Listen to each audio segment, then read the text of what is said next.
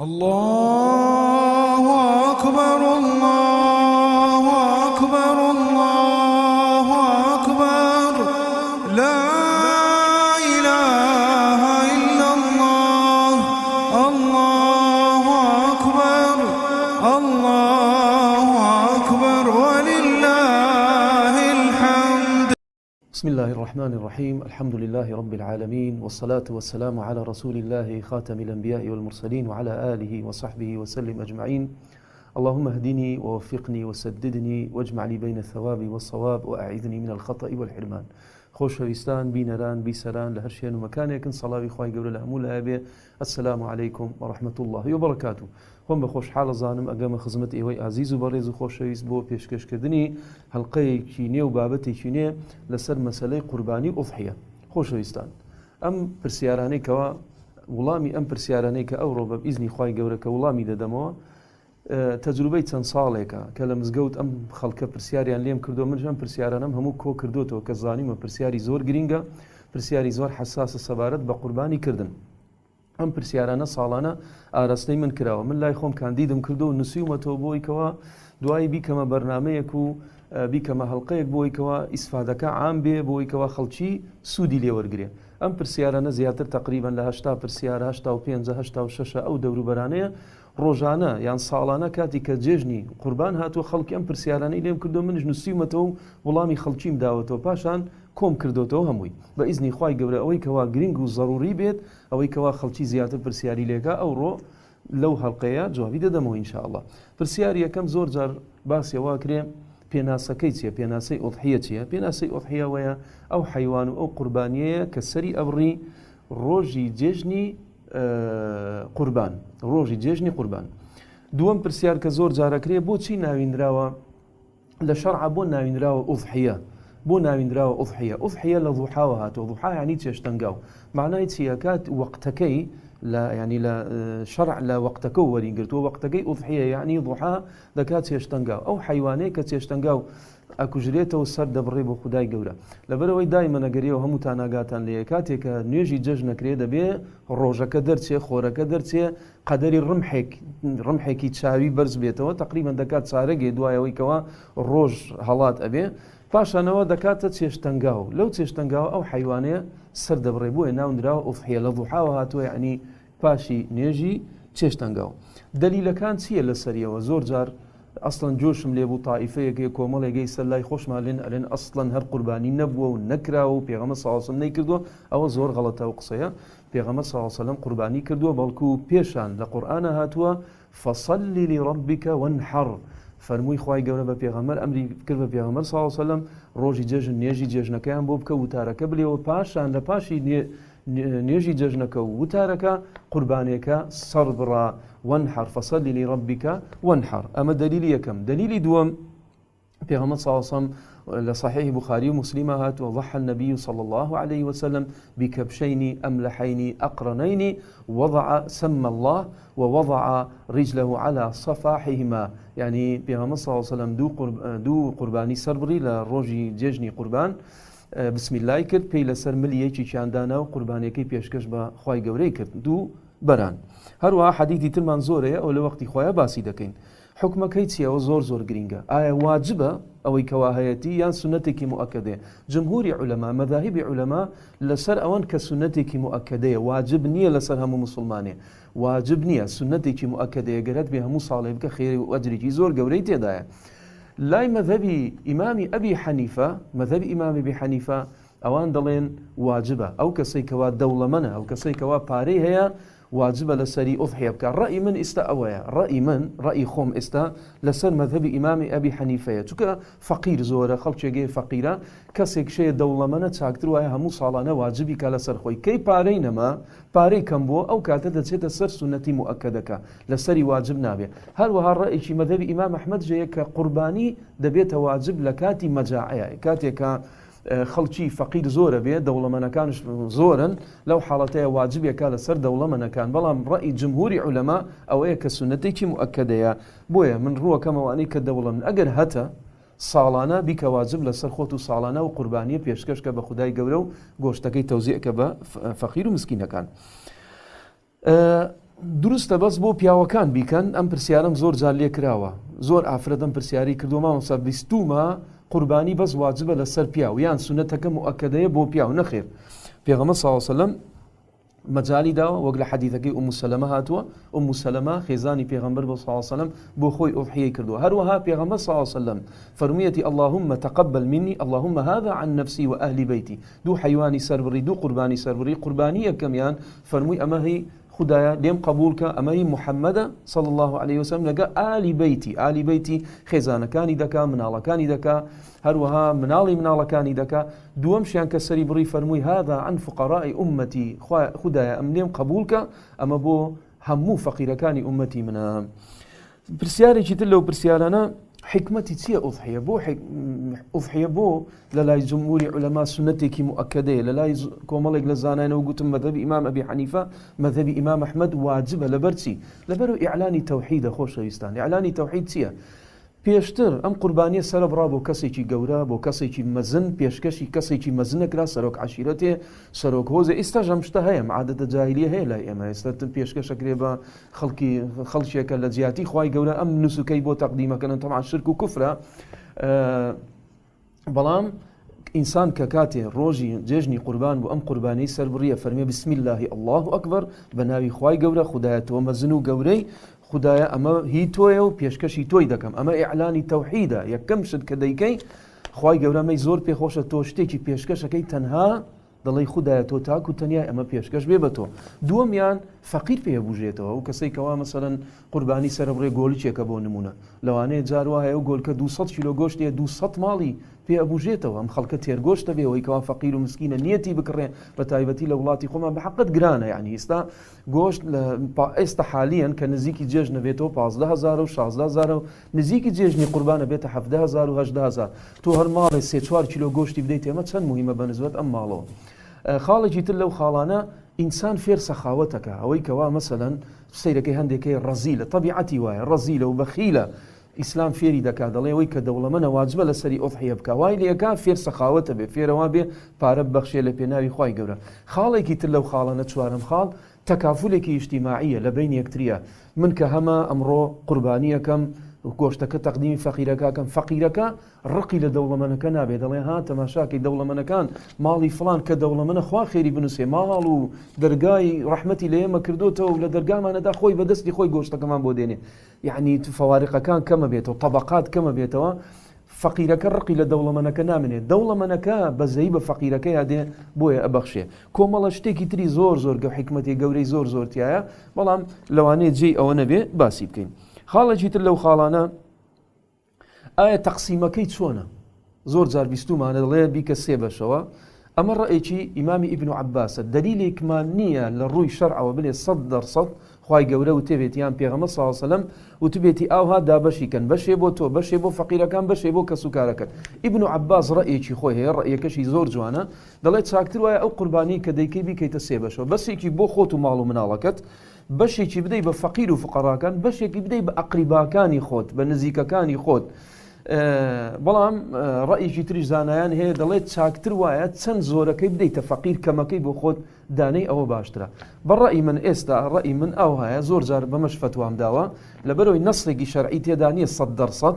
زۆر جار باسمەوە کردووتمە بیکەیتە 4 بەشەوە چاکتر وایە، لەو 4 بەشە یەک ڕوبعێکی بۆ خۆت دانی، 3 ڕوبعەکەی تر، 3 چارەگەکەی تر تەقدیمی کەی بە فەقیر و فقەراکان و خزمەکان و جیرانەکان. بۆ ئاگداریتان پرسیارێکی ترژێ زۆر گرینگە، زۆر جارە پرسیاراکرێ ماڵی جیران فلان جیرانمانێ زۆر دەوڵەمەندە، ئاخر ماوەسە بۆ بیدەینێ. نا، الصدقة تحل للغني، پێغەمبەر صلی الله علیه وسلم فەرمێ قوربانی دروستە بیدەی بە دەوڵەمەندش، خۆ تۆ مەبەستەکەتەوە نییە ئیلا بڕۆی فەقیرەکان دۆزیتەوە. جار وا هەیە تەئالوفی پێکەی، دڵی جیرانەکەتی پێ ڕاکێشی، دڵی کەسێکی پێ ڕاکێشی، ئەو جیرانی کەوا دەوڵەمەندە، ئەو خوشکت کە دەوڵەمەندە قەینا لەگەڵەوەشە هەربی دەرێ بەشێک بۆ واندانێ، بەڵام بەشی زیاترەکەی بۆ چێ بێ؟ بۆ فەقیر و مسکینەکان بێ. کەواتە باشترین شت ئەوەیە بیکەیتە 4 بەشەوە، ڕوبعێکی بۆ خۆت دانێ بۆ ماڵ و مناڵەکەت، 3 بەشەکەی تر هەمووی کە بە فەقیر بیدە بە فەقیر و جیران و دراوسێ و ئەقریباکانی خۆت، خوشک و خاڵت و مامت و برات و ئەمانە. خاڵێکی تر لەو خاڵانە کە باس دەکرێت دروستە بدرێ بە کافر، دروستە گۆشتی قوربانی بدرێ بە کافر، بەڵام کافری محارب نەبێ. کافری محارب ئەوەیە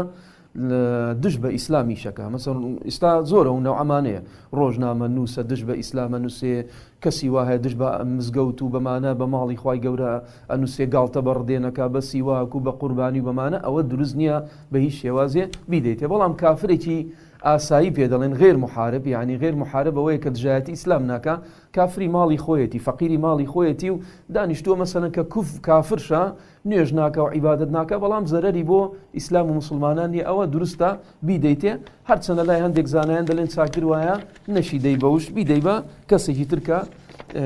ڕێز لە ئیسلام و لە دینەگرێ. پرسیارێکی زۆر گرنگ ئایا دروستە هەیە پێی خۆشە دەڵێ نازانم ساڵێکی تر ئەمێنم یاننا مامەسا دروستە من بڕۆم قەرز بکەم بیدەم بە قوربانی بەڵێ دروستە بڕۆی قەرز بکەی ئەگەر حەزر لێیە کەس زەمانەتیەوە ناکە لەوانەیە ئەو لەحزە ئینسان وەفاتکە بۆیە حەزی لێیە دەڵێ پێشەوەی کەەوە وەفاتکەم ئێستاش نیمە چێ دەڵێ ساڵێکی تر من دەژیم حەزم لێیە قەرز بکەم بۆ قوربانێکە دروستە بەڵێ دروستە قەرز بکەی قوربانی پێ بکڕیت و قوربانێکە پێشکەشکەی دوایی سەبر قەرزەکە بدەیتەوە. پرسیارێکی تر زۆر گرنگ هەندێک جار دەڵێ بڕێک پارەم داناوە قەرزاری کەسێکم بۆ نمونە 500,000 داناوە قوربانی پێ بکەم قەرزاری کەسێکم ئەگە ئەو قەرزە بدەمەوە نیمە قوربانێکەی پێ بکەم لەو حاڵەتەیە جیهان ئەولاترە لەو حاڵاتەیە دەبێ بڕۆی قەرزەکە بدەیتەوە چونکە قەرزەکە فەرزە دانەوەی ئۆضحیەکە قوربانێکە سەربڕی سنەتە دایمەن فەرز بەقوترە لە سنەت کەواتە ئەگەر بێت و قەرزار بووی قەرزاری کەسێ بووی پارەکە دوا بەدەستەوەیە قەرزاری کەسێکی وا دادناوە بڕۆی قوربانی بکەی جیهانیان ئەولەترە نە قەرزەکە بدەرەوە پاشان ئەگەر لێی مایە قوربانی بکە ئەگەر لێی نەمایەوە بڕۆ قەرز بکە بۆ قوربانیەکە یانەوە تا لێی گەڕێ بۆ ساڵێکی تر ئەگەر فریای ساڵێکی ترش نەکەوتی خوای گەورە بە نیەتی خۆتەیکا و ئیشاڵڵا بۆت نووسراوە ئەگەر نەشیکەی. خاڵێکی تر پرسیارێکی تر لەو پرسیارانە دروستە کەسێ بکاتە وەکیل لە قوربانی یان زۆر جار و پرسیارم لێکراوتویانە نابێ بێ ئیلا خۆت لەسەری ڕاوەسی ناخێر دروستە ئەتوانی کەسێک بکەیتە وەکیلی خۆت دەڵێ فلانی کوڕی فلان تۆ وەکیلی من بە لەو قوربانیانە خۆ کەسی وا هەیە الحەمدوللا زۆر دەوڵەمەنە لە وڵاتی ئەفریقیا دەیکا جارێتتر لە مسڕیکا جارێکتر لێرایکا خۆ ناتوانێت لەسەر هەمووی ڕاوەستێ یان لە هەولێرێکا لە سلێمانیەکە لە فلان گەڕەکەیکا لێرایکا ئەوە وەکیل دەگرێ برایەکی دەنێرێ بۆ ئەوێ برادێکی دەنێرێ بۆ ئەوێ فلان کەس دەنێرێ بۆ ئەوێ لەسەری ڕادەوەسن بسم الله الله ئەکبەر خودایە مەهی فلانی کوڕی فلانە پێشکەش بێ بە تۆ ناوی ئەو شەخصە دێنن. باشترین پرسیارێکی باشترین ئۆضحیە چیە زۆر جاو پرسیارم لێکرا باشترین حیوان چییە بیکڕم باشترین حیوان ئەوەیە کامە گرانە کامە زۆر جوانە لە مەیدانە چی تەماشای دەکەی هەر سەیر حیوانەکە ئەەکەی لە خۆتە سیرەکەی ماشەڵڵا حیوانێکی گەلێ جوانە کە باشترین قوربانی ئەوەیە کە تۆ بڕێ حیوانێک کامە گرانە کامە قەڵەوە کامە جوانە کامە ڕێک و پێکە چلۆی زۆرترە چاکتر وایە ئەوە بکڕی پێشکەشی بکەی بە خودای گەورە چونکە تۆ شتێک پێشکەشەکەی بەخوای گەورە خوای گەورە لێت وەرەگرێت ئەگەر بێت و لێت خوای گەورە ئینەما یەتەقەبەل الله من المتقین خوای گەورە لە کەسێک وەرەگرێت کە متقی بێ خواناز بێ ئەوە زۆر موهیمە تۆ ئەمە پێشکەشەکەی بەخوای گەورە ئەگەر لێت وەرگرێ چی شتێکی جوان و ڕێک و پێک ئەو پێشکەشکە بەخوای گەورە مەچۆ کامە حیوانی لاواز و کامە لەڕ و لاواز و پیس و گەڕە ئەوە بکەین نە خوای گەورە شتێکی پێخۆشەکە لن تنالوا البر حتى تنفقوا مما تحبون ناگەنە پلەی بەرزی و بڵندی لە لای خوای گەورە حتا ئەوە پێشکەش بەخوانەکەن کە زۆر زۆر لە دڵتانە شیرون و جوانە. ئەو کەسەی کەوە قوربانیەکە ئەم پرسیارە زۆر گرینگە و زۆر پرسیارشم لێکراوە ئایا ڕاستە ئەوەی کەوا بێوێ قوربانی بک دەبێ پرچی مووی نەتراشێ ڕدێنی نەتراشێ پرچی نەتراشێ بنباڵی چانەکات جێیتری چانەکات ئەمە ڕاستە بەڵێ ئەمە ڕاستە پێغەمبەر صلی الله علیه و سلم لە صحیح بوخاری مسلمە هاتووە فەرمێ من إذا دخل العشر ئەگەر بێت و گەیشتینە دە ڕۆژەکەی ذو الحجة گەیشتینە مانجی ذو الحجة یەکەم ڕۆژی ذو الحجة پێغەمبەر صلی الله علیه و سلم فەرمێ إذا دخل العشر وأراد أحدكم أن يضحي ئەگەر چوینە دە ڕۆژەکەی ئەخیری بڵێن ذو الحجة کەسێک ژنیەتی وابوو قوربانی بکە فليمسك عن أظافره وشعره با نینۆکی خۆی نەکە مووی لە قەلبی نەکاتەوە پرچی نەتراشێ ئەمانە نەکات لێی گەڕێ هەتا خێنی قوربانیەکە دێتە سەر ئەردەکە دەڕێژرێ ئەو کاتی دەتوانێت ئەوە بکە حکمت چییە لەمە خۆشەویستان ئیبن حەجەر باشترین قسەی کردووە لەمە ئیبن حەجەری عەسقەلانی باشترین شەرحی کردووە لەمەیە دەڵێ هەموو قەلبی ئینسان جار وایە تووشی گوناح بێ، پرچەکەیەتی نینۆکەکەیەتی، هەموو قەلبی ئینسان تووشی گوناح بێ. بۆیە لە ڕۆژی قوربانیە کە خوای گەورە لێت خۆشە بێ، ئەوانەی هەموو پێوە بێ باشترە، بۆی کەوا یەک جار هەموو شوێنێکت ئازاد بێ لە ئاگرا، ئەنجا دوای ئەوە تەراشیکە و بیتراشە. بەڵام یەک خاڵێکەیە زۆر جار شتێکەی غەڵەت تێگەیشتوینە ئێمە، ڕدێنەکەی هەموو جارە تراشێ، بەڵام ئەو دەڕۆژای هێلێتەوە دەڵێ کە قوربانیەکە ئەگە ڕدێنەکەشێ تراشێ، ڕدێن بە نسبەت یا واجبە، سنت نییە. زۆر جارەوە غەڵەت تێگەی ئیتیفاقی هەموو فوقەهای لەسەرە ڕدێن واجبە، تەراشینەکەی ڕدێن حرامە. هیچ وارد نەبووە پێغەمبەر صلی الله علیه وسلم ڕدێنی تراشی بێ، سەحابەکان ڕدێنیان تراشی بێ. ڕدێن بە نسبەت پیاو ئەگەر تەنکە ڕدێنێکش دانەی واجبە. حەڵقکردنی ڕدێن هەمووی بتراشی لە بنا دەریکەی ئەوە بە هیچ شێوازێ دروست نییە، بەڵکو ئەگەر تەنها سەری مووەکەش دەرچێ لە ڕومەتت واجبە لەسەرت ئەوەندەیە هەردا بنێ. پرسیارێکی تر، حیوانی سپی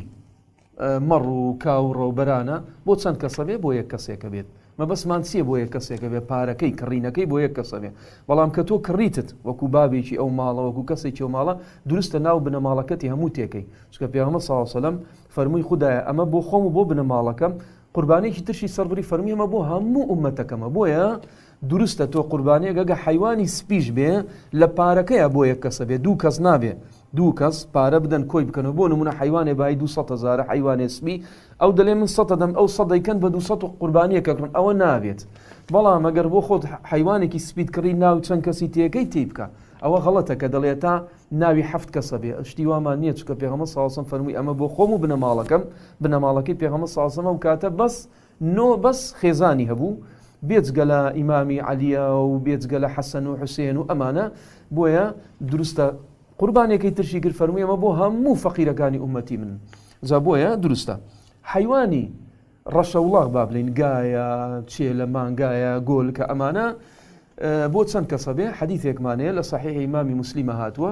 کەسێک پرسیاری کرد لە پێغەمبەر صلی الله علیه وسلم، یا رسول الله من ئەمێ ڕەشەوڵاغێک پێشکەشکەم بە خودای گەورە بیکەم بە قوربانی، دەبێ بۆ خۆم و بۆ کەسێکی تر؟ فەرمووی بەڵێ. فەرمووی یا رسول الله دەبێ بۆ 3 بۆ 4 هەتا گەیشتە 7. پێغەمبەر صلی الله علیه وسلم فەرمووی لە 7 ئیتر بەسە. فانحرها وولدها عن 7. فەرمووی لە 7 خۆی و بێچۆکەی کە لە ناو زگیایەتی، ئەو چکە و کابرای پرسیارەوەی کردم حامیلەیە با بڵین بەچکە لە زگیایەتی ئاوسە، پێغەمبەر صلی الله علیه وسلم فەرمووی ئەوەی خۆی و حیوانەکە ئەوەی لە ناو زگیشایەتی ئەمە بۆ 7 کەس، لە 7 کەس زیاتر نابێت. بۆیە 7 کەس دەتوانن لە سیعرەکەی بەشدار بن. بۆ نمونە بای 700,000 100 دەن، مشکلە نیە، یان کەسێ 200 دا ئەوەکەی تر 50 ئەدا. مهم بە 7 کەسەوە دەتوانن لە سیعرەکەی بگرن. هەر کەسێکش لەو 7 ئەتوانێت ناوی دەیان کەس و ناوی 100 کەسی تێ بکات. خاڵێکی تر لەو خاڵانە پێستەکەی. زۆر جارەوەمانەیە پێستەکەی دروستە بیکەم بە سەدەقە، بەڵێ دروستە بیکەی بە سەدەقە، دروستە بیدەی بە قەسابەکە، کە قەسابەکە بە شەتێ لەو نەوعە بێ فەقیر حاڵە، وەزعی مادی تەواو نییە، بەڵام وەکەوەی بڕۆی بیفرۆشیتەوە دروست نییە. توانی بیشی فرۆشیتەوە پارەکەی بدەی بە فەقیر، بەڵام پێستەکەی بۆ خۆت بفرۆشیتەوە ئەوە دروست نییە. پرسیارێکە کرێ زۆر جار، دروستە حیوانەکان بدرێ بە جەمعیاتی خەیری هەیە؟ ئێستا مەسەلەن بۆ نمونە جەمعیاتی خەیری هەیە، مەسەلەن ئەچی پارە ئەدەی کۆکەنەوە، پارەکە کۆکەنەوە، دەبێتە 2 دەفتەر، 3 دەفتەر، 4 دەفتەر، 5 دەفتەر، ئەچن بە گروپی یەک کۆمەڵ حیوانەکڕن. مجەمەعی علمی فتوای ئەوەی داوە، هەروە مجەمەعەکانی سعودیاش فتوای ئەوەیان داوە کە دروستە بیدەی بە جەمعیاتی خەیری. مەسەن بۆ نمونە تۆ 200 هەیە، 300 هەیە، کەسێتر 50 هەیە، دروستە هەمووی کۆ بکەنەوە پارەکان بدرێ بە جەمعیەتێکی خەیری، بەڵام بە شەرتێ سیقە دەبێ پێی. ئەوە نەبێت ئەو زۆر جار هەیە لای خۆمان بە حەقە دەوشتە هەیە، پارەکە کۆکرێتەوە درێتە هەیەیەک لایەنێک، ئەو لایەنەت بەس تەوزیعەکە بەسەر جەماعەتەکەی خۆی. ئەوە ئەگەر وابوو بەخواوە هیچ ئەجرێکت ناگات، بەڵکو ئەگە زانیتت کە کۆمەڵە خەڵکی باشەیە،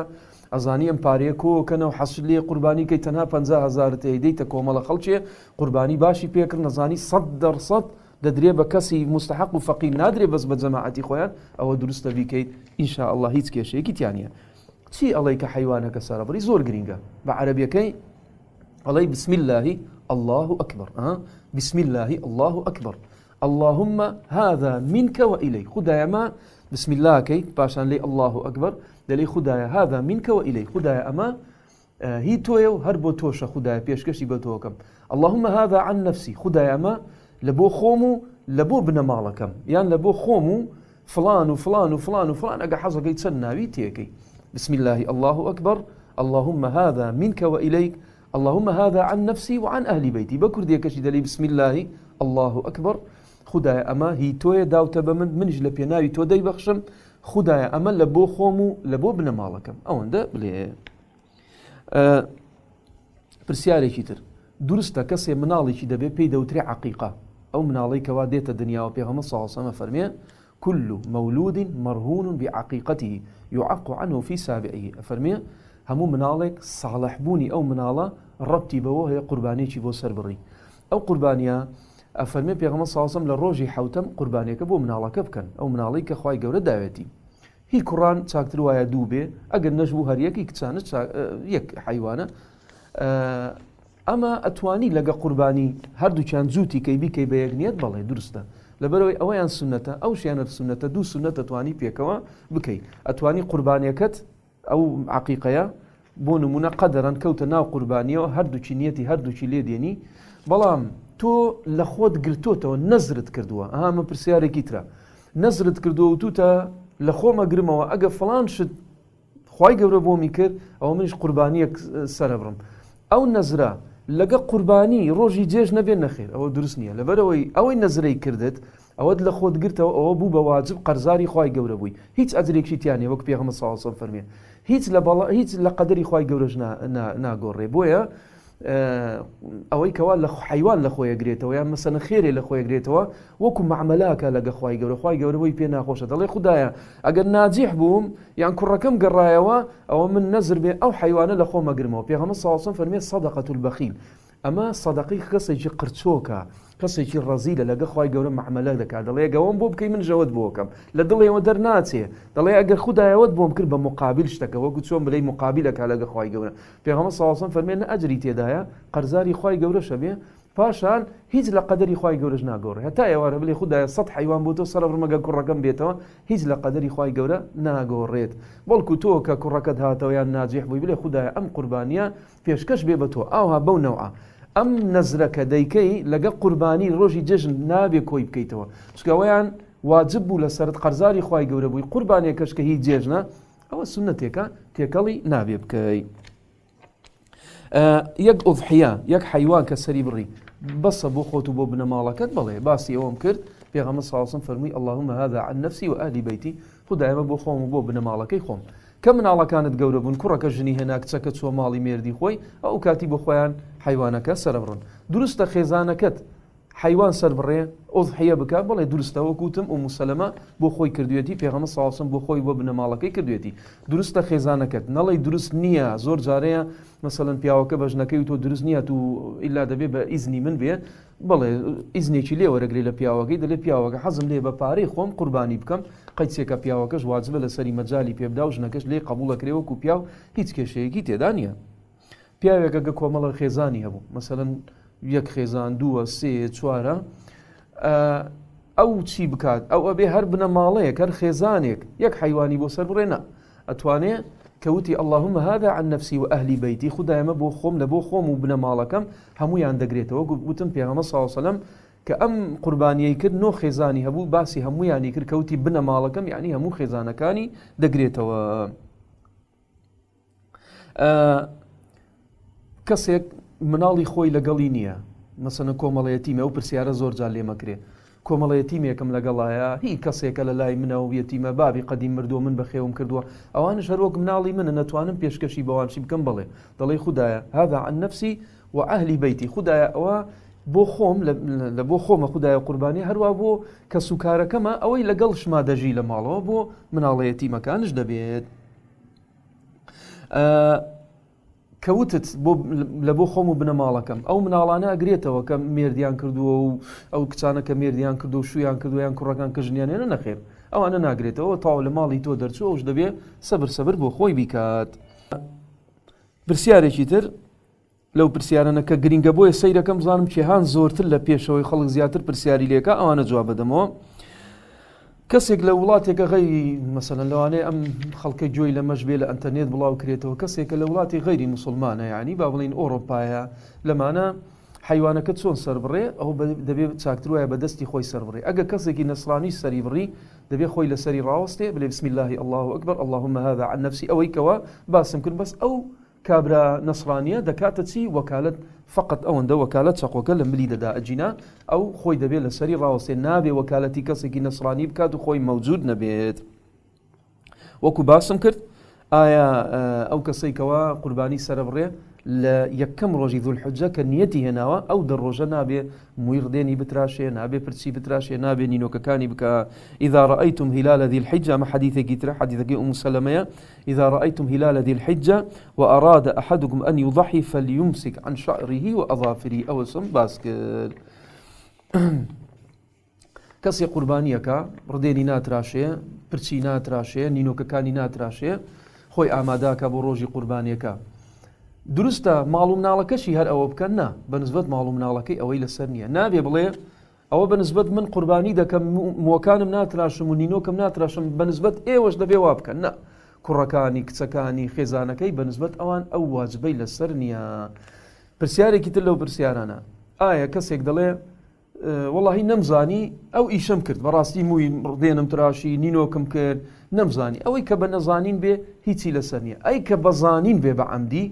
بە عەمدی بێ دەڵێ واللهی تر ناتوانم ڕدێنم نەتراشم و وەڵا ناتوانم نینۆکم نەتراشم دە ڕۆژ زۆرە کاکە ئەو پرسە چۆن دێتە خوارەوەی تر من حەزم بەوە نییە منە بێ هەموو ڕۆژێ تەراشکەم و ئەوانە ئەو گوناحێکی تووشی گوناحێکی گەورە بۆ واجبە لەسەری تۆبە و ئیستیغفارکە بەڵام ئایا قوربانیەکەی حرامە نا قوربانیەکەی ئینشاءڵڵا گەیشتۆتە جێی خۆی بەڵام مەعسیەتێکی گەورەی کردووە چونکە پێغەمبەر صلی الله علیه و سلم فەرمێ فلیمسک لەوێ فعلی ئەمرە بەلام هاتووە لامی ئەمر هاتووە ئەمرەکەش بۆ واجبیە بۆ وجوبە کە تۆ پێغەمبەر صلی الله علیه و سلم جۆت لێ وا دەڵێ لەگەڵ ئەوەشە مەعسیەتێکی دەڵێ وڵای کە پێغەمبەر صلی الله علیه و سلم واشی وتۆ بەڵام وڵای من ئەوە ناکەم ئەوە نابێ وأطيعوا الله وأطيعوا الرسول إطاعي خواب كان إطاعي رسولش بكن كي جود ليه بيغمبر صلى الله عليه وسلم فرمي لصحيح لحديثي صحيحة باموي نكا ورديني نكا ونينوشي نكا لقلا وش أتحداك والله من ناتو أنا مكاك هردا بيردين مكم أو جناح بارد بي جناح يجي جورت كرو بلام قرباني كت حرام بيه نخير حرام نابيه إن شاء الله دقاتا جي خوي فعليه التوبة والاستغفار فهو آثم علماء دلين واجب لسري توبة واستغفار كان بۆی قوربانیەکەی کامل بێت تۆ لەو لاوەتەی قوربانیەک بکەی خێرێکت دەستکەی لەو لا گوناحێکەکەی ئەمە باش نییە پرسیارێکی تر لەو پرسیارانە ئایا ئوضحیە دەبێ زۆر زار و پرسیارم لێ یەکرێت کەسی وا هەیە بەخوا شاعیرەکە لەلایەن زۆر گەورەیە خەڵکی مسلمان و ڕێک و پێکشن بەڵام من پرسیارم لێ کراوە یعنی جێەوە نییە مەسەلەن کەسێک گاڵتەی بم پرسیارە بکە چکە هەیە بەڕاستی جێژنەکە زۆر لە لای گەورەیە نەبوونشە نیشیتی یعنی بکڕێت حیوانێ بکڕێ بچێ بەرانێ بکڕێیان کاوڕێ بکرێ یان ڕەشەوڵاغێ بکڕێ ئەو پرسیارم لێ کراوە دروستە بە کەڵەبابێ دروستە بە مریشکێ قوربانی بکەم دروست نییە بە کەڵەباب یان بە مریشک یان بە جوجگا یان بە کەو و بەم شتانە ئەوە ناوی قوربانی نییە قوربانی بهيمة الأنعام وكو لقرآن هاتوا بهيمة الأنعام أويا حيواني سبيا بابلين لقى حيواني رشا حيواني سبيا ما بس مانسيا مرة برانا كاورا بزن شمانية بزن شر دبي أو شر لقى الحيواني سبيا ربط هرتسن فقيلة توكا كشي رشا أنزا حشتر مانية لقى رشا الله كدنين رشا الله قولكا شيلا گایە ئەمانە هەموو دەگرێتەوە بەڵام مریشک و کەڵەباب ومانە نابێ بە قوربانی ئەتوانی بە خۆت سبەینەکەی بەیانەکەی بیخۆنوانە بەڵام بە قوربانی حیساب نییە هەروەها ئەسپ و ئەم شتانە ئەسپ تەبعاً دروستە گۆشتی حەڵاڵە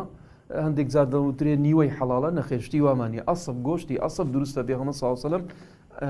فەرمانی کردو بەوەی کەوا حەڵاڵە بەڵام ئایا ئەسپ دەبێ بۆ قوربانی ئەسپێک سەربڕی نخير نابي بقرباني أو تسنشتيه كباسم كر بهيمة الأنعام كسيكا قربانية شي كري أو قربانية حاضر كربو روجي قرباني كسيكي تردي دله والله أم قربانية زور جوانا أو حالته برسيانم ليكراوا بويا زور جرينجا جوابي ددمو كسي قرباني شي دانا وحاضري كردو لمالو يعني لميدان لا خانة داينا ولا ميدان طبعا بيلن خانة وحيوانة لوي حجزكي بوخود أي كري حجزیەکەی لەوێ لە جێیەکە شەوی نازم بە 1000 بە 2000 ئەتا ڕۆژی جێژن دێ دوای دەڕۆی دەی قوربانیەکە سەربڕی دێنیەوە یان دێنی لە ماڵەوە سەری دەبڕی دەیکوژیەوە ئایا ئەو قوربانیە دروستە کەسێکە لێ ماشەڵڵا چەند جوانە ڕوخسەتەیە بە هەدیە بم دەیتێ بڵێ فەرم و پێشکەشت بێ ئەوە دروست نییە تازە تۆمە پێشکەشت کردووە بەخوای گەورە حازرت کردووە ئامادەت کردووە دروست نییە ئەوە تەواو تازە بووە ماڵی خوای گەورە تۆ دروست نییە بە هیچ شێوازێ بیدەی بە هەدیە ئەگەر دا چی بکەیت دەبێت تۆ بۆ ئیستیغفار بکەیت یان مەسەلەن پێشەوەی ئۆضحیە بێ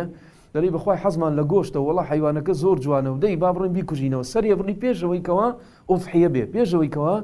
جێژن بێ دەڕۆی ئەم حیوانە سەرە بڕی ئەمە دروستە نەخێرەوە تووشی گوناحێکی گەورە بوویتە چونکە تۆ ئەمەت پێشکەش بەخوای گەورە کرد دەبوایە چاوەڕێت کردایە واجبە لەسەر تۆبە و ئیستیغفارکەی بڕۆی حیوانێکی تر وەکو ئەوە چەند بوو لەوەش جوانتر بڕۆی حیوانێکی تردانی بەڵام گوناحبارش بوویتە ئەگەر نەتزانیوە تا ئێستاوە گوناح لەسەنێ بەڵام بەزانیت و بڕۆیم ئیشە بکەی گوناحبار دەبی و واجبە لەسەر تۆبە و ئیستیغفار بکەیت جاهێتر ئەم غەڵەتە نەکەی. پرسیارێکی زۆر گرنگ ئایا قوربانی دەبێت چەند بێ؟ زۆر جارەوەمان بیستووە کە حیوانی سپی بڵین مەڕ و بزن و ئەمانە دەبێت ساڵێکی تەواو کرد بێ بەڵام فتوای مەذهبی ئیمامی ئەحمەد ئەفەرمێ ئەگەر 6 مانگش بوو کاوڕەکە مەڕەکە بەرخەکە 6 مانگ بوو 6 مانگی تەواو کردبوو ساڵێکش نەبێ بەڵام مهم گۆشتی هەبێت جوان بێ قوربانیەکە 6 مانگ دەبێت. بەنسبەت حیوانی بزن دەبێ 1 ساڵێکی تەواو کرد بێ داخلی دوو بێ بزن فەرقی هەیە نابێ 6 مانگ بێ بەڵام هەرچی حیوانی سپیە بەرانە کاوڕە مەڕە ئەمانە دەبێ 6 مانگی تەواو کرد بێ لە 6 مانگ کەمتر نەبێ بەڵام بە گۆشت بێت. بزن ئەبێ ساڵێکی تەواو کرد بێ داخلی دوو بوو بێ ڕۆژێک پێی کرد بێت ناو دووەمین ساڵ دروستە مهم 1 ساڵی تەواو کرد بێ. بەنسبەت حیوانی ڕەشە وڵاغ ئەبێ 2 ساڵی تەواو کرد بێ ئەو گایە یان ئەو گۆلکەیە کە سەری دەبڕی دەبێ 2 ساڵی تەواو کرد بێ داخلی 3 بوو بێ. بەنسبەت حوشتر لە وڵاتی خۆمان کەمترە بەزیستە خەریکە ینی حوشتر ژوا دێتە کایەوە حوشتر دەبێ 5 ساڵی تەواو کرد بێت. باشترین ئۆضحیە چییە؟ زۆر جار دەوترێ مامۆستا حیوانی ڕەشە وڵاغەکە گایەکە بۆ من باشترە یان گۆلکەکە یان ئەو تا بەرانەکە بۆ من باشترە چکە پێغەمبەر صلی الله علیه و سلم بە بەران قوربانی کردووە. نەخێر زانایان دەڵێن باشترین یان چییە ئەوەیە ڕەشە وڵاغ بێت چکە ڕەشە وڵاغ جاروایە ڕەشە وڵاغی وا دێ 700 کیلۆیە 800 کیلۆیە جاروا هەیە وەکو من بیستومە من خۆم نەمبینیەوە بە چاوی خۆم بەڵام دەڵێن جاروا هەیە تەنێکە حیوانەکە ئێنن 1 تەنە ینی 1000 کیلۆیە 1000 کیلۆ لە چۆ حیوانێکی کە دەیکڕی کە 30 کیلۆ گۆشتی هەیە حیوانێکی سپی کە دەیکڕی 1000 کیلۆ لە چۆ 30 کیلۆ لە چۆ زۆر فەرقیان زۆرە. ئەو جا بۆیە باشترین قوربانی ئەوەیە کە حوشتر بێ حوشتر وایە زۆر زەخمەوە کوتومە. دووەمیان حیوانی ڕەشە وڵاغ بێ با بڵین ڕەشە وڵاغکە دەکا گۆلکە و ئیترگایە و ئەمانە. مەرحەلەی سێم ئەمجا بەرانە مەرحەلەی چوارەم ئەمجا کاوڕ و ئەمجا بزنە کە ساڵێکی تەواو کرد بێ. خاڵێکی تر زۆر گرنگ پرسیارێکی تر زۆر گرنگ ئەوە زۆر گرنگە زۆر جار قەسابەکانم پرسیاراکان یان ئەو کەسەی کەوا دەچێت دەکڕێت دەڵێ حیوانەکە عیبدار نەبێ مەبەستان چییە لە عیبەکە مامۆستا وەکو شەڕع عیبەکان چییە وانەی کەوا حرامێکە و قوربانە بکڕی 4 عیبە بۆیە ینی هاوڵاتیان و یا مسلمانان کە دەڕۆن لێیان تێک نەچێت 4 عیبی زۆر ظاهرە. یەکەمیان المەریضە التي لا تنقى پێغەمبەر صلی الله علیه و سلم دایناوە فەرمێ حیوانێک کە نەخۆشە ئەگەر ویستت بزانێ ئەو حیوانە نەخۆشە یان نەقیتیکەوە کە بەر بووە لە جێی خۆی ئەو حیوانە نەخۆشە ئەوە نابێ پێشکەشیکەی بە خودای گەورە ئەوە ناکڕی یان مەسەن سەیرەکەی ئاشکرا تەمان لە ڕێوانەی کە دکتۆری بەیتەڕین دەڵێن هەر حیوانش تای لێدێ هەر حیوانش ئەو نەخۆشیانی کە ئینسانی گرێ حیوان شەیگرێ بۆیە کە قیتت کردەوە لە جێی خۆی بڕێک ڕاوەستا و بەر بووە ئەو حیوانە دروست نییە. دووەمیان ئەلهەزیلە پێغەمبەر صلی الله علیه و سلم فەرمێ ئەوەی کەوا زۆر لاوازە لاوازیەکەش چییە؟ پشتی و زگی هەمووی نووساوەتەیەکەوە یعنی ئێسقانی سەر پشتی هەمووی دیارە وەکو تەختەیەکە مەستەڕەیەکە ڕاستە و ڕاستە هیچ گۆشتی پێوە نییە ئەم حەنەوە حیوانەش دروست نییە پێشکەشیکە بەڵام ئەوەی کەوا بڕێک ئەوەیە مەسەلەن بڕێک هەزیلە بڕێک لاواز و زعیفە ئەوە قەینە بەڵام ئەوەی کە پشت و پێشی وەکو تەختەی مەستار ئەوە ڕاست و ڕاستە هیچ ئەوە هیچ خێرێکی تێدا نیە ئەگە بیکڕی هەر ئێسک و پێسک و هەنێ پێست و مێستا ئەوە پێشکەش ناکرێ بە خودای گەورە. سێمیان وتمانیەکەمیان مەریضەکە ئەوەی کە نەخۆشە کە قیتێکەی تۆ لە جێی خۆی بەرە بێتەوە یان معدل کەوتووە. دووەمیان ئەوەی کە زۆر لاوازە ئاخر دەرەجە پشتی و زگی وەکو مەستارێکی ڕاست داتۆتە خوارێ. سێمیان ئەوەی کەوا کۆرەیە ئەو حیوانەی کۆرەیە دیارە چاوێکی ڕژاوە چاوێکی تەقیوە چاوێکی ئەسڵەن هەر نییە یعنی ئەو حیوانە لە زگماکەوایە کە بووە چاوێکی نییە یان دوایی لە شەڕەقۆچانێ حیوانات لە بینی خۆیانات جاروا هەیە شەڕەقۆچانێوانەکەن چاوێکی دەڕژێ یان چاوێکی نامێنێ یان بەرە بێتەوە حیوانەیان سیارەیەک لی دەدا لە جێیەکی بڵندەوە خۆی فڕێداتە خوارە و چاوێکی ئەڕژێ ئەمە دروست نییە پێشکەشیکەی بە خودای گەورە. خاڵێکی تر لەو خاڵانە چوارەم ئەوەیە ئەلعەرجا ئەلبەین عەرەجوها. عەرجا ئەوەیە شەلەیە لاقی شکاوە دەستی پێشەوەی شکاوە دیارە یعنی کە دەڕوا بەڵام ئەوەی کەوا بڕێک دەشەلێ ئەوە قەینا بەڵام ئەوەی کەوە هەر دیارە ئاشکرا لاقی شکاوە و دەشەلێ ئەو چوارە دروست نییە. ئەوی دی شاخەکەی تۆزێک شکاوە دانێکی شکاوە تۆزێک بریندارە تۆزێک نەخۆشە بەڵام غار دەدا لەگە حیوانەکان ئەوانە هەمووی دروستە و هیچ کێشەیەکی لەسەر نییە. خاڵێکی تر لەو خاڵانە کۆ ئەندامی ئەو حیوانە با بڵین جار وایە سەیرەکەی ئەو منتیقەی کۆ ئەندامی ئەو حیوانە پێوەی نەماوە ئەوە دروستە هیچ کێشەیەکی لەسەر نییە یان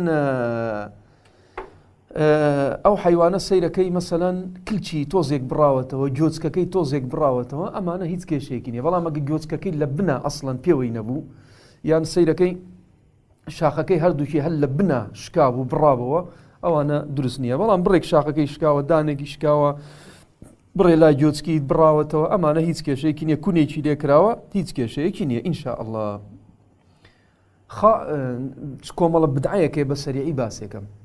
خێرەکەت نایەڵێ خێری قوربانیەکەت نایەڵێ تکایە مسلمانانی بەڕێز ئەم پشتانە مەکەن ڕاستە وەکو سەبەیەک سەب کراوە لە ناو کۆمەلگای ئێمە ئەم بیدعانە دەکرێت بەڵام ئەمانە هیچی لە شەرع نەکرایە پێغەمبەر صلی الله علیه و سلم ئەمری پێ نەکردووە ئەگە ئەم شتانە بکەی شەڕەکانت زیاترە بێ لە خێرەکان تۆش دەتەوێت قوربانێک پێشکەشکەی بۆ خودای تەعالە ئەوێ بە کاملترین وەجە بێ بە جوانترین شێواز بێ بۆیە ئەم شتانە مەکە تکایە ئەمانە بدعایە بە هیچ شێوازێ مەیکە. یەکەمیان کە حیوانەکە سەرە بڕێ دەستی ئەکاتە ناو خێنەکە و پێنج پەنجەکەی لە دیوارەکە دەداڵێمە چاوی حەسوودەکانەوانەی کەوا بەخیل و حەسوودن چاویان کۆرەکە ئەمە دروست نییە ئەمە نەکەی ئەمە فعلی شەیتانە ئەمە بکات وإن الشياطين لا يوحون إلى أوليائهم ليجادلوهم ئەمە ئەفەرمێ خوای گەورە ئەمانە کاری شەیتانە ئەم پەنجەیەکەیکە ئەم دەساکەیتە ناو خێنەکە و شڵپەی لێدێنی لە دیوارەکە و یان لە پەنجەرەکە ئەمە دروست نییە. خاڵێتر لەو خاڵانە زۆر جارم بینیوە کە قوربانیەکە سەرە بڕێ بڕێک لە خێنەکەی هەڵەگرێ و بە پشتی حیوانەکەی دەدا بە پشتی حیوانەکە دەدا دەڵێ ئەم حیوانە پێی ئەوە بێ ئازاری پێ کەمترە بێتەوە یان لێمان خۆشە بێم حیوانە ئەستەن لێ خۆشببوونی ئەو حیوانە ناوێ ئەمە خوای گەورە پێشکەشی کردو بۆ مسلمانان هەموو ئەوەی لە سەرم دنیاە پێشکەشی کردو بە ئینسان لە سەرم خاکە بۆیە ئەو حیوانش کە دانراوە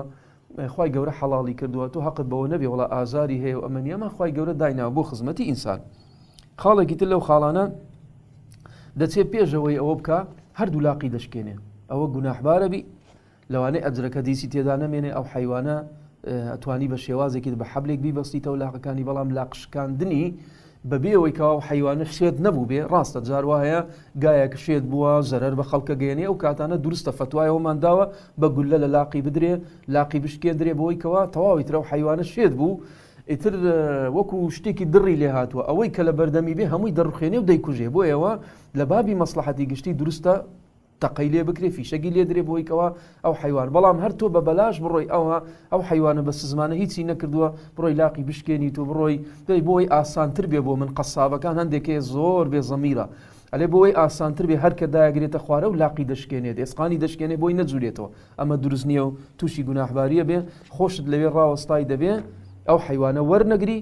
بۆی سزاکەی وەرگێ قەسابەکە بۆی کەوا ئەو قەسابە بزانێت جارێتر ئەم فعلە دووبارە نەکاتەوە. خاڵێکی تر لەو خاڵانە قوربانی سەرە بڕێ ئەو قسەی پێغەمبەرەکە صلی الله عليه وسلم دەڵێ خودایە ئەمە بۆ بنە ماڵی خۆم بۆ هەموو فەقیری ئەم ئومەتە ئەوە دروست نییە ئەوە خاص بوو بە پێغەمبەر صلی الله عليه وسلم فەقیری ئەم ئومەتە تۆ حەقت بەوە نەبێ بڵێ خودایە ئەمە لە بۆ خۆم و لە بۆ بنە ماڵەکەم لە بۆ دایکم فڵان و فڵان هەموو بڵێ ناوەکان بەڵام مەڵێ بۆ فەقیری ئومەتەکەم بۆ فەقیری ئەم ئومەتی محەممەد صلی الله عليه وسلم بۆ هەمویان ئەمە یەک لە بدعەکانە تۆ مەمەکە چکە ئەمە خاص بووە بە پێغەمبەر صلی الله عليه وسلم. خاڵێکی تر لەو خاڵانە وانەی کە دروست نییە ئەم حیوانە کاتێ ئەیهێننەوە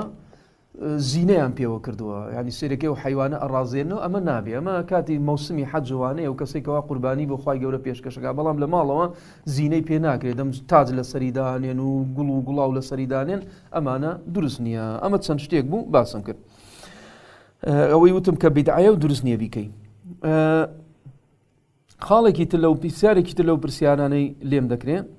ئایا قوربانیەکت داناوە تۆ وەکوتم دروست نییە قوربانی دادناوە بۆ خۆت بیکوژیتەوە پێش قوربانی یان بڕۆی بیدەی بە هەدیەوە گوناحبار دەبی، دەبێت بڕۆی قوربانێکی تر وەک ئەوە دانی لە جێگای تۆبە و استیغفار بکەی. بەڵام بەیانی هەڵدەستی سێرەکەی حیوانەکە ڕۆیشتووە هەڵاتوە و حیوانە نایدۆزیتەوە بزر بووە یان دزراوە، زۆر جار شتی وا بووە لە خانە لە مەیدان زۆر جار هەبووە خەڵک قوربانی کڕیوە لە خانە دایناوە سبەینێ دێنەوە سێرەکەن قوربان دزراوە. ئایا ئەمەش گوناحێکەیە نەخێر، ئەمە بەدەست تۆ نییە، تەواو لەسەرت ڕۆی واجبە بڕۆی قلێکی تر بکڕیتەوە لە جێی ئەوە داینەی لەبەرەوەی کەوا ڕۆیشتۆ نا تەواو بەنسبەت تۆ خوای گەورە لێتی قبول کرد. ئەگەر دزرا ئەگەر ئەو حیوانە هەڵات نەدۆزیەوە بەنسبەت تۆ حڕی، ئەگەر حەزر لێ دەتوانی بڕۆی بکڕیتەوە، بەڵام ئەگەر نەشت کڕیەوە تەواو تۆ لەسەرت لاکەوت و خوای گەورە بۆتی نووسی ئینشاءڵڵا تەواو دەسەڵاتی تۆ نییە. بەڵام ئەگە بە ئیهمالی بێ، بۆ نمونە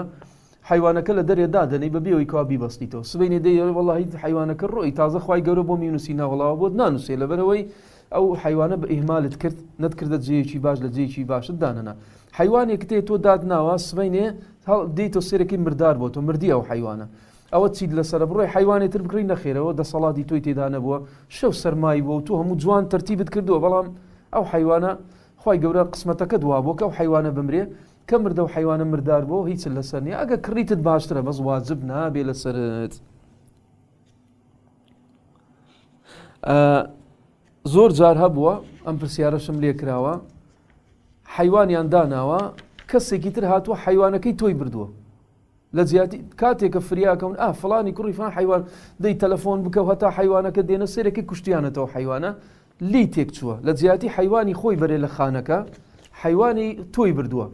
کاتێککە تەلەفۆنەکەی کاکە کوا حیوانەکەم دەڵێن وەڵڵا حیوانەکەی تۆ سەر بڕە قوربانەکەی تۆ سەر بڕە، تەواو تۆش قوربانەکەی ئەو سەر بڕە، تەواو هیچ کێشەیەکتان لەسەر بەس بیگۆڕنەوە تۆ ئەوەی خۆت وەرگرەوە بە سەر بڕاوی ئەوەی ئەوش کە سەرت بڕیەوە بەغەڵەت بیدەرەوە بەس تەبدیلی کەن و بیگۆڕنەوە. ئەوانەی کەوا تووشی گوناحت دەکا کاتی قوربانی ئەمە بدعەکان نییە، بدعەکانم باس کرد، ئەمە شتێکی ترە. ئەوانەی تووشی گوناحی گەورەتەکە چەقۆ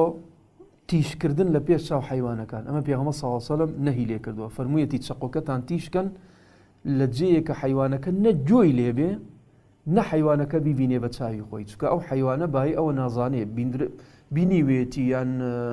بینیوێتی کە چەقۆ تیژەکرێ و مەسەلەی چەقۆ لەلایەن حیوانەوە زۆر جارێ دەڵێ ئەو حیوانە شێت بوو لەبەرەوەی چەقۆی بینی خوێنی بینی، دروست نییە چەقۆ تیشکەی لە پێش چاوی حیوان پیشانی دەی، چونکە ئەمە گوناحە. پێغەمبەر صلی الله علیه و سلم فەرمووی کەسێک لە پێش چاوی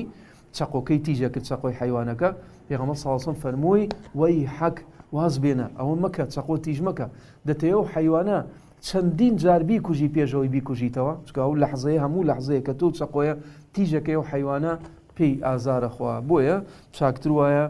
لە جێیەکی چەقۆکە تیژ کردێ و هاتبێتی لە پشتشت داینێ. زۆر قەسابێ زۆر عاقڵە سێرەکەی چەقۆکەی لە ناو توورەگەیە داناوە یان ئەوها لە پشتی خۆی شاردوێتەوە نایەڵێ یان لە بن باڵی دایناوە دەڵێ و حیوانە گوناحە بە چەقۆکە نەبینێت. ئەمە یەک. دوو حیوانێک سەر بڕێ لە پێش چاو حیوانەکەی تر، زۆر جار وەکو بتوڵەیەک لە ئەنتەرنێتش ئیستا هەیە، ئەوە گوناحبار بۆ ئەو کەسە. حیوانەکان یەک لە پێش چاو یەکتری دەیداتە عەرزە سەری دەبڕێ وەکو بتوڵەیەکش باسێکە و قارەمانیەک دڵیانەوە تا یەک لە پێش چاوێکی دی سەری دەبڕن بە سەریعی، ئەوە دروست نییە. ئەگەر چاوی بەسترا بێتەوە قوربانیە قەینا دروستە، ئەگەر کۆمەڵێک بێ لە تەنیشتێکەوە چاویان بەسترا بێتەوە ئەوەیان سەر دەبڕی ئەو جا ئەویدی ئەوە دروستە، بەڵام هەمووی چاوی کرا بێتەوە زەق زەق سەیرەکەن واتۆ ئەوی سەر دەبڕی و خوێنی لێ دێتە خوارەوە، ئەوە دروست نییە. وەکو پێغەمبەر صلی الله علیه و سلم فەرمووی وەی حەک کەسێکی بینی ئەوە بوو فەرمووی وامەکە، چونکە ئەوە تەوێ هەموو 10 جار سەری بڕی پێشەوەی بیکوژیتەوە، یعنی 10 جار ئازاری بدەی پێشەوەی بیکوژیتەوە وامەکە.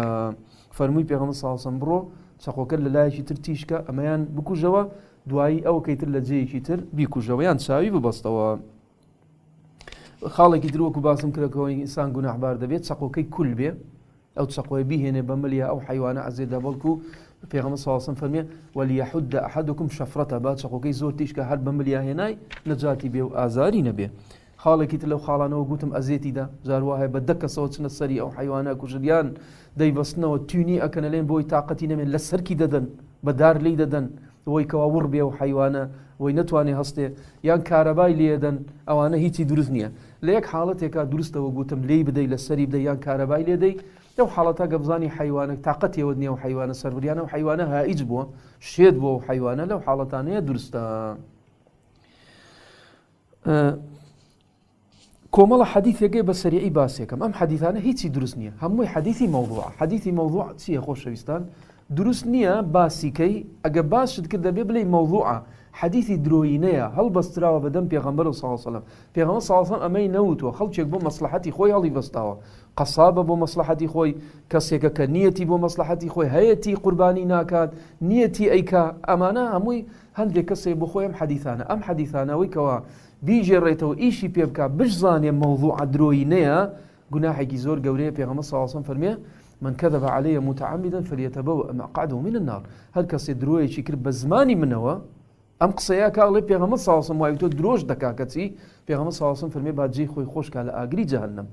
بۆیە ئەم شتانە دروست نییە ئەم حەدیثانە کە من باس یەکەم ئیستا دەڵێم ئەمە درۆینەیە ئیشی پێ مەکەن لەو حاڵەتەیە دروستە باسیکەم لەوانە يعني ئەم حەدیثە بەناو پێغەمبەر صلی الله علیه وسلم هاتووە حەدیثەکە هیچ صحیح نییە لەم حەدیثەیە دەڵێن قوربانیەکە پێشەوەی قەترە خێنەکەی تکە خێنەکەی بکرێتە سەر ئەرز هیچ گوناحت نەماوە ئەسڵی نییە ئەم حەدیثە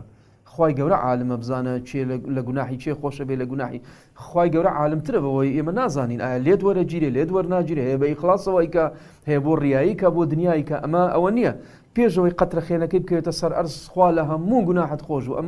ئەم حەدیثە ئەسڵی نییە هەندێک جار دەوترێ قوربانی زۆر عەظیم و گەورەیە چەند توگ لە قەلبی ئەو حیوانە بێ ئەوەنە گوناحت لێ ئەڕوا ئەوەنە حەسەنەت بۆ نووسێ ئەم حەدیثە ئەسڵ و ئەساسی نییە.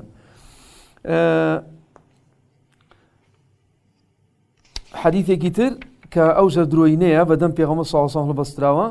زۆر جار خەتیبەکان شەیگێڕنەوە لە مزگەوتەکان کە گوایە پێغەمبەر صلی الله علیه وسلم بە فاتمەی فەرمووە فاتمە بڕۆ قوربانیەکە سەر بڕە هەر قەترەیە لەو خێنە دێ هەموو گوناحێکت پێی دەڕۆ هەر دڵۆپە خێنێک ئەمەش ئەسڵ و ئەساسی نییە. حەدیثێکی تر هەر درۆینەیە هەڵبەستراوە بەدەم پێغەمبەرەوە صلی الله علیه وسلم کە دەڵێ وئینەها مەطایاکم إلى الجنة ئەوەی کەوا قوربانی سەر بڕێ لە ڕۆژی قیامەت سوار ملی ئەو قوربانیا بێ بە سەریعی وەکو ساڕوق لەسەر پردی سراتە ئەڕوا ئەم حەدیثەش ئەسڵ و ئەساسی نییە. هەر کەسێک حەدیثێکی تر هەر هەڵبەستراوە بەدەم پێغەمبەر صلی الله علیه وسلم زۆر جار باس دەکرێ دەوترێ پێغەمبەر صلی الله علیه وسلم گوایە وتێتی هەر کەسێک قوربانیەک سەر بڕێ دەبێتە پەردەیەک لە بینی خۆی و ئاگر ئەسڵ و ئەساسی نییە ئەم حەدیثە. حەدیثێکی تر ئەو کەسێکەوە قوربانی بکە کە دەستی قوربانیەکە پێشکەشەکە بە فەقیر خوای گەورە دەستی ئەم شەخصە لە ئاگر نەجاتەدا سەری پێشکەش کرد بۆ خوای گەورە سەری لە ئاگری جەهەنەم نەجاتەدا لاقی حیوانەکەی پێشکەش کرد بە خودا خوای گەورە لاقی نەجات ئەمانە ئەسڵ و ئەساسی نییە ئەم حەدیثەی تر. حەدیثێکی تر هەیە هەر هەینەن هەڵبەستراوە بەدەم پێغەمبەر صلی الله علیه وسلم ئەسڵ و ئەساسی نییە کە نەها ئەن یوضحى فی الليل خۆم جۆم لێ بۆ خەتیبەکان باسییان کردووە نەهی کردووە پێغەمبەر صلی الله علیه وسلم لەوەی حیوان بە شەو سەر بڕێ قوربانی مەسەڵەن بۆ نمونە بەیانی جێژن تۆ مەجالت نییە لێ گەڕی هەتا عیشا پاشی عیشا مەجالت هەیە حیوانەکان سەر بڕی دەڵێن گوایە پێغەمبەر صلی الله علیه وسلم نەهی کردووە تێتی بە شەو نابێ حیوان سەر بڕێ ئەمە ئەسڵ و ئەساسی نییە و حەدیثە تۆ ڕۆژی یەکەمی جێژن لەگە سێ ڕۆژەکەی پاشی 24 سەعاتە بۆت هەیە کەیفی خۆتە بە شەو سەعات یەکی شەو دوی شەو کەیفی خۆتە بەڵام باشترین وەختیەوەیە لە نێژی سبەینێ هاتیتەوە نانەکە خۆی لەگە ماڵە و دەست بکەیت بە سەربڕینی قوربانی ئەگەر پێت کرا ئەگە پێشت نەکرا هیچ.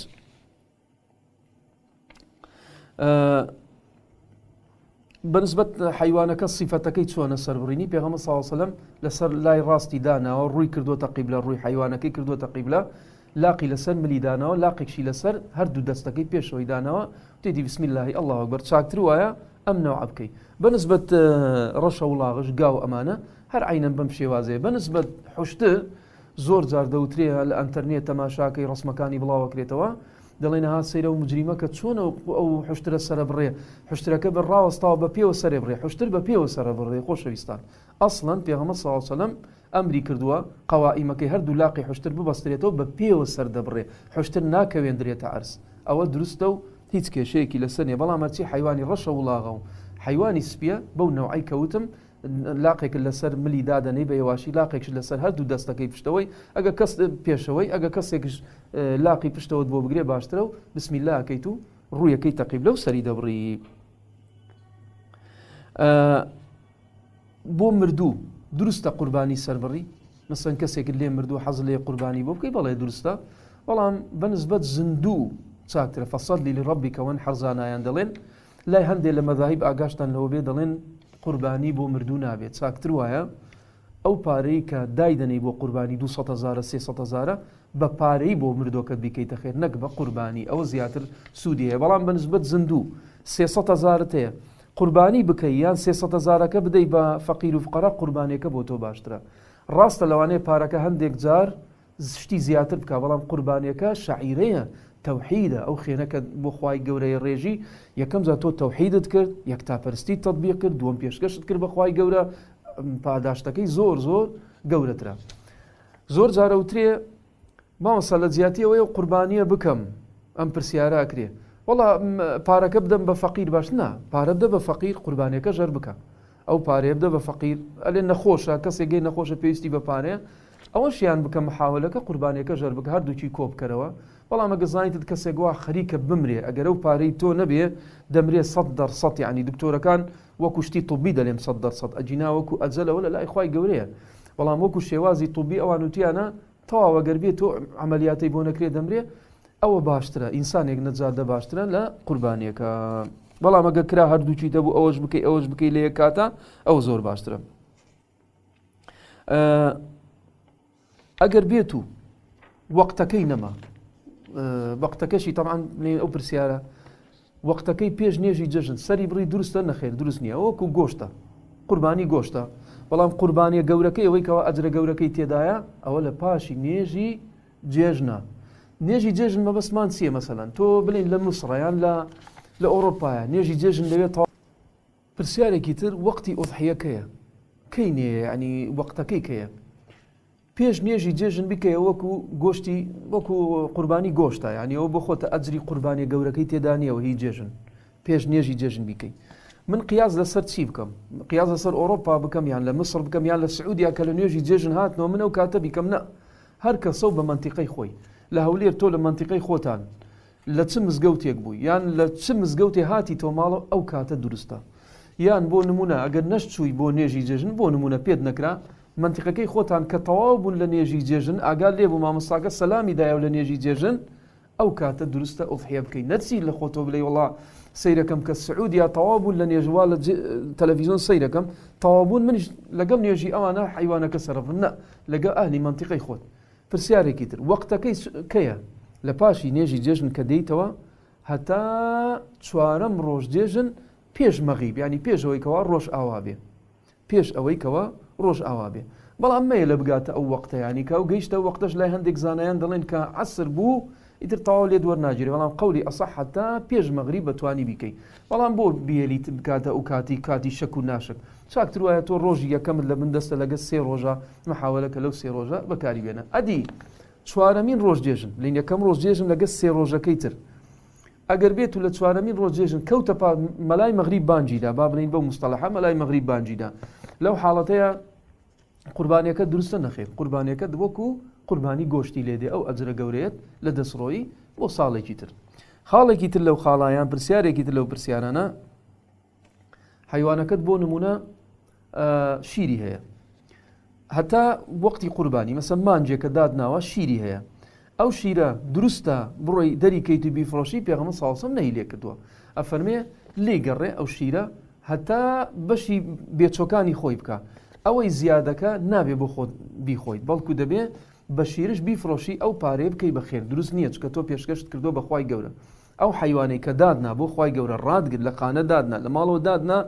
دروست نییە سوود لە هیچ شتێکی وەرگری، سوودشی لێ وەرگری، شیرەکەشیت فرۆشت،